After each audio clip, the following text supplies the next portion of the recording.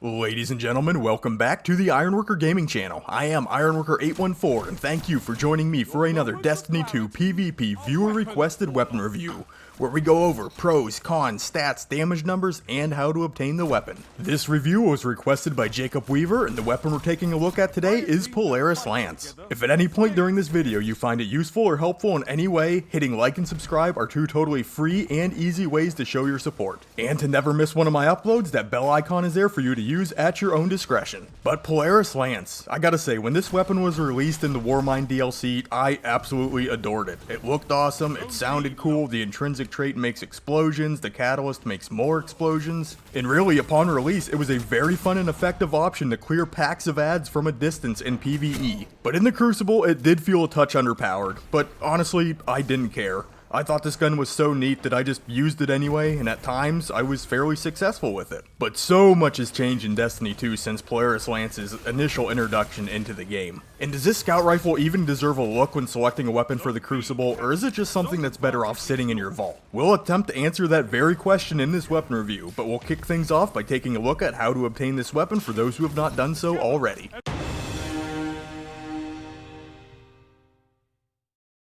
Alright, as stated earlier, Polaris Lance was released into Destiny 2 in Year 1 with the Warmind expansion, so it is accessible to all players. But Mars is being removed as a playable destination in fall of 2020, so these steps are all subject to change. First thing you're going to need to do is complete the Warmind campaign, then speak to Anna Bray and pick up the Nascent Dawn quest. This is a 5-part quest, which used to be time-gated, but I believe these time-gating measures have been removed. Please comment down below if I am wrong on this. With each step, all these objectives are pretty straightforward. And once you complete a step, you're going to be uploading memories at the terminal next to Anna Bray. You are actually going to receive the Polaris Lance on step 4 of 5 of these Nascent Dawn quest steps. Step 5 is going to be reserved for you obtaining the exotic catalyst. The only thing that might trip you up here is the perfect 5th kills while unlocking the catalyst. You must kill the enemy with the explosion from the bullet, not the bullet itself. This can be a little tricky, but try chipping down the health of enemies in a large group before you touch off that perfect 5th round. This will hopefully help you secure more kills from the blast damage. And with that out of the way, let's head into the stats and damage numbers.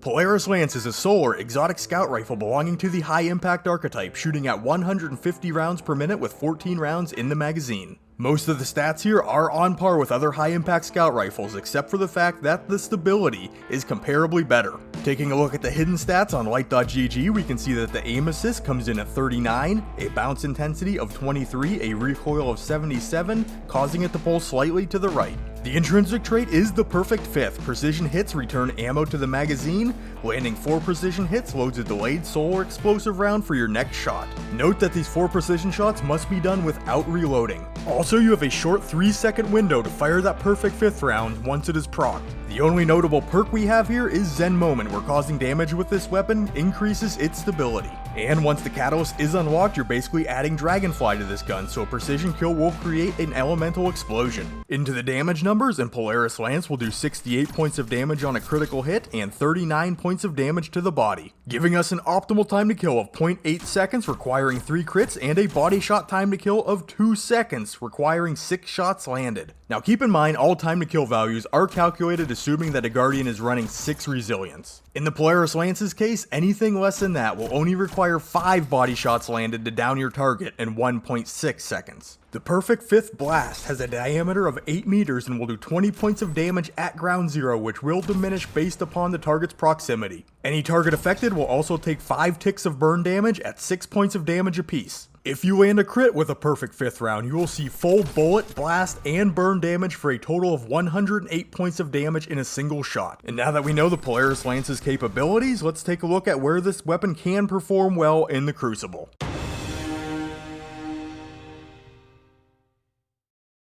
Polaris Lance basically does what all other high-impact scout rifles do, and that's basically being effective at a range that only bows, snipers, and maybe some godly high-impact pulse rifles sporting all the right perks can touch. And that decent range stat paired with Polaris Lance's strong stability stat can make landing crits from a distance fairly easy. And then we're going to tack on even more stability after landing an initial shot through the Zen Moment perk, which results in landing crits being all that much easier. And the more crits that you land, the more return you're going to see from your perfect 5th intrinsic trait. Remember, you're going to get ammo fed back into the magazine magazine after every critical hit, so theoretically speaking, if you never miss, you'll never have to reload. And then once you land that 4th crit in a magazine, you're getting the perfect 5th explosive bullet loaded in, which generates a nice AoE blast and damages any targets in its proximity. This basically is a explosive payload perk on steroids. This is especially nice in 6v6 game modes where the opportunity to score some collateral damage on opposing guardians present themselves much more often.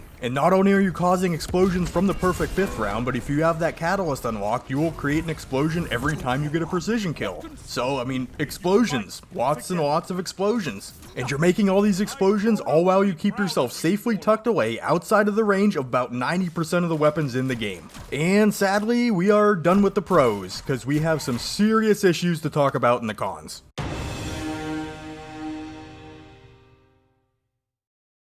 Okay, before we get into the whole discussion of why scout rifles are generally not a good option for the Crucible, let's put Polaris Lance next to its exotic counterpart, Jade Rabbit. As you can see, Jade Rabbit does have better range, which as we know affects damage fall off as well as accuracy and bullet magnetism. Also, Jade Rabbit has the maximum achievable recoil at 100 and a bounce intensity of 0.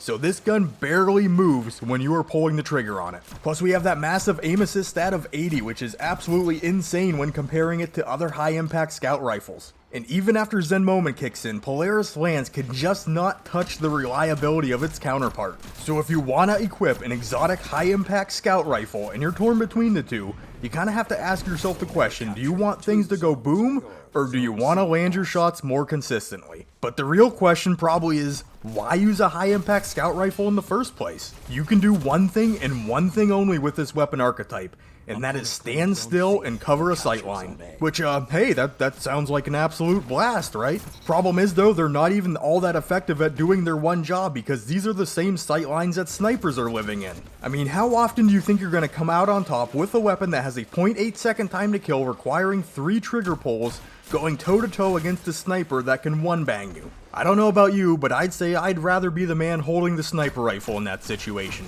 But maybe that's not a fair comparison, because sniper rifles take special ammo and scouts are a primary weapon, and they are still effective at long range. But on what Crucible map do you think you need all that range out of a primary weapon? Equinox? The outside lanes of Javelin 4 or Citadel? Maybe? Then you have to consider when playing these long sightlines, if you miss one shot, your TTK balloons up to over a second, giving your target plenty of time to get behind some cover. And then if you're a person who is consistently missing your shots, I mean, you gotta put this gun away. These high impact scout rifles demand that you land crits. And if you're not hitting them, they are just not going to work out for you. And that body shot time to kill coming in at 2 seconds is absolutely atrocious. I mean, that is just terrible. Now, in year 1 of Destiny 2, these scout rifles were not a bad option, but that was basically just because we were in the double primary sandbox. These high impact scouts were good for long range engagements simply because sniper rifles were relegated to the heavy slot. But currently this weapon archetype just feels like a relic from days past because their usefulness and their utility has been passed up by so many other weapons. And unless we see some huge sweeping sandbox changes, they're probably gonna stay that way for a while.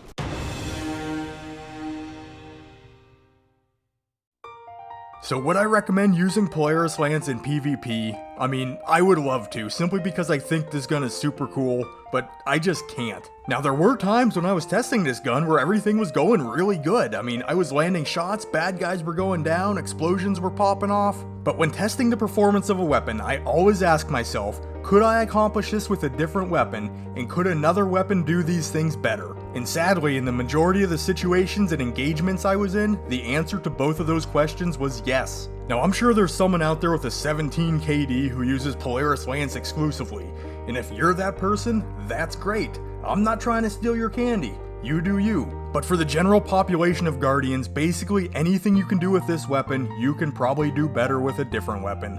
Therefore, if you came here looking for my opinion, my advice would be to pick something else. So if you've made it to this point in the video and you did enjoy it, please remember to give it a like and consider subscribing to the Ironworker Gaming channel to see more Destiny 2 reviews, guides, and discussions all made by yours truly. If you'd like to catch me live, you can look for Ironworker814 on Twitch. I swear I'm gonna stream again one of these days real soon. And if you'd like to get a hold of me, the best way to do so is to leave a comment down below. I read and respond to all of my comments because I respect your time and I truly enjoy interacting with you guys. And with all that being said, I'd like to sincerely thank you for spending a piece of your day checking out another one of my Destiny 2 weapon reviews. You guys are awesome, and I will catch you on the next one.